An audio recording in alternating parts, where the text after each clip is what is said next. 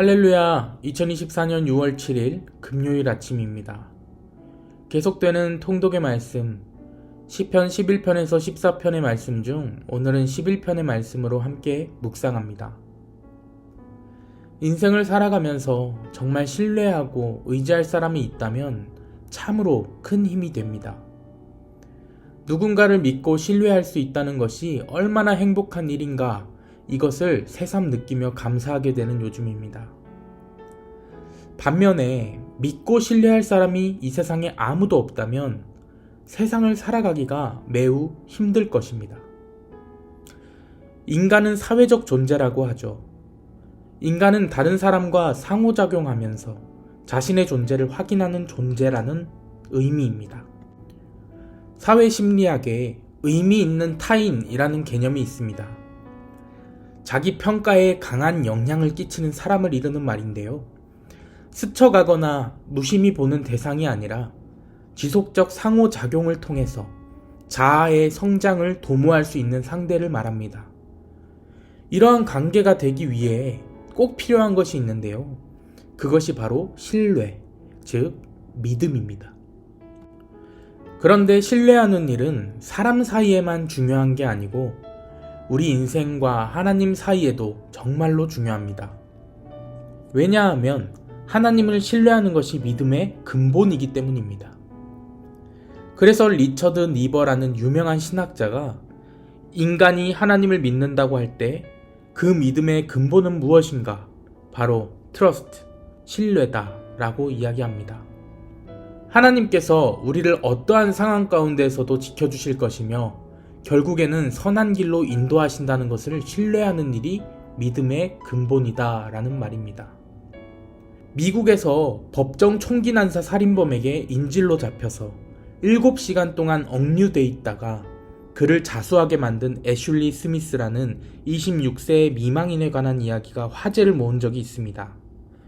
그녀는 새벽 2시쯤에 동네 편의점 같은 곳을 들렸다가 돌아오는 길에 아파트 주차장에서 인질로 붙잡혔다고 합니다. 그녀를 인질로 잡은 사람은 그 전날에 애틀란타 법정에서 판사와 여성보안관 4명을 총으로 살해하고 달아난 브라이언 니콜스라는 사람이었습니다. 애슐리 스미스는 인질범에게 테이프로 결박당하고 화장실 욕조에 처박히기도 하며 두려움에 떨었다고 합니다. 얼마나 두려웠을까요? 하지만 그녀는 그러한 상황 가운데에서도 평온을 되찾고 니콜스를 설득해서 자신을 인질로 잡게 된 일이 하나님의 섭리에 따른 것이며 그의 삶에 하나님이 계획하신 목적이 있다라고 이야기하면서 릭 워렌의 목적이 이끄는 삶을 그에게 읽어주었다고 합니다. 그런데 놀랍게도 그 순간 두려움에 사로잡혀 있어야 할 스미스는 하나님을 바라보게 됩니다. 자신이 읽고 있던 책의 내용처럼 하나님의 관점에서 사건을 바라보며 그분의 선하심을 신뢰하게 된 것입니다. 그것이 두려운 마음을 긍휼의 마음으로 바꾸어 주었습니다. 이처럼 믿음은 두려움을 이깁니다. 두려움이라는 끈으로 우리를 조정하려는 사탄의 시도를 무력하게 만들고 영적 승리를 경험할 수 있게 해주는 것이 바로 믿음입니다. 오늘 이 아침 저와 여러분에게 영적 승리를 이끌어주는 이 믿음이 있기를 주님의 이름으로 축복합니다. 오늘 본문 시편 11편은 사무엘상 18장과 19장을 배경으로 하는 다윗의 시입니다. 이 시에서 다윗은 사울에게 쫓겨 새처럼 산으로 도망하는 신세가 됩니다. 다윗은 자신이 잘못한 것이 없음에도 불구하고 사울에게 미움을 받고 도망하는 것이 억울하지만 하나님에 대한 변함없는 신뢰를 보여주고 있습니다. 2절 말씀을 보시면 다윗이 처한 상황을 잘 묘사하고 있는데요. 악인들이 활을 당기고 악인들이 화살을 겨눕니다. 그들은 하나님께 정직한 모든 이들을 어둠 속에서 쏘려고 합니다. 이러한 상황 속에서 다윗의 선택은 하나님의 품이었습니다.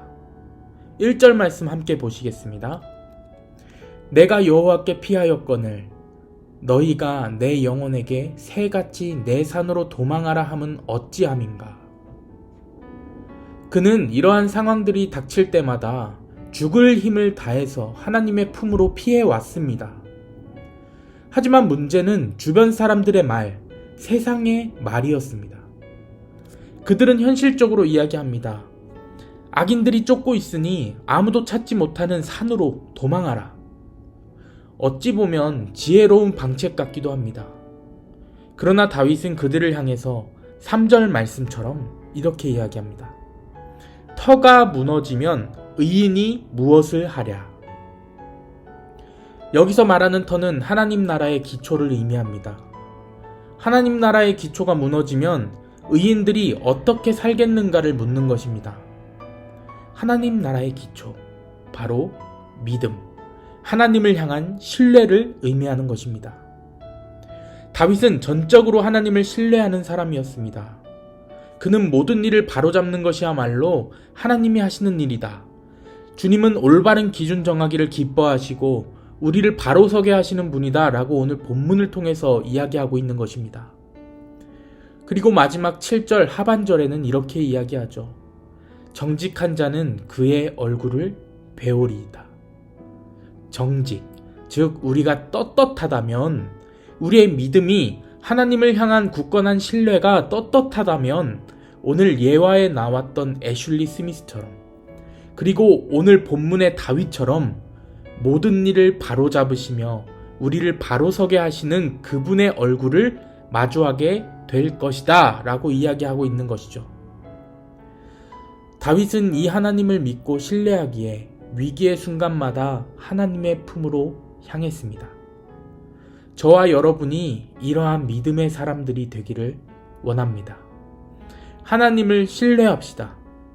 세상과 사람들의 현실적 조언보다 먼저 하나님의 품에 안기는 믿음의 자녀들이 되기를 주님의 이름으로 축원합니다. 40일 릴레이 기도, 오늘은 박병호, 이성희 권사님 가정의 기도입니다. 함께 기도하며 오늘의 묵상 마치겠습니다. 사랑의 주님, 오늘도 저희에게 새날을 허락하시고 매일 아침마다 새벽 묵상으로 하루를 열게 하시니 감사합니다. 모든 것이 힘들고 불확실해 보이는 시기를 지나고 있지만 성령의 인도하심으로 끝까지 바른 신앙을 가지고 저희에게 주시는 시련도 능히 이길 수 있는 힘과 능력을 주시옵소서. 연약하고 부족한 저희들을 불쌍히 여겨주시사 분별하는 영을 보내주셔서 더욱 큰 믿음으로 주님 앞에 회개하며 우리 안에 무너졌던 소망이 다시 회복하며 생명의 주 되신 여호와를 바라보며 기도하게 하여 주시옵소서. 40일 릴레이 기도를 통해서 분열된 마음이 한 마음이 되어서 교회를 위해 기도하며 마음 상한 믿음의 지체들을 위로하며 회복해 주시기를 간절히 원합니다. 매일 말씀을 준비하시는 두 목사님과 함께 시련 가운데 절망하지 않고 한 발자국 주님께 다가가며 오직 소망이 주님께 있음을 고백하며 저희에게 주어진 여러 가지 역할을 잘 감당하며 성령의 열매를 맺어가는 저희가 되어지기를 바라옵니다. 오늘 하루도 하나님의 말씀을 따라 사는 저희가 되도록 인도해 주실 줄 믿고 우리를 구원해 주신 예수 그리스도의 이름으로 기도드렸습니다. 아멘.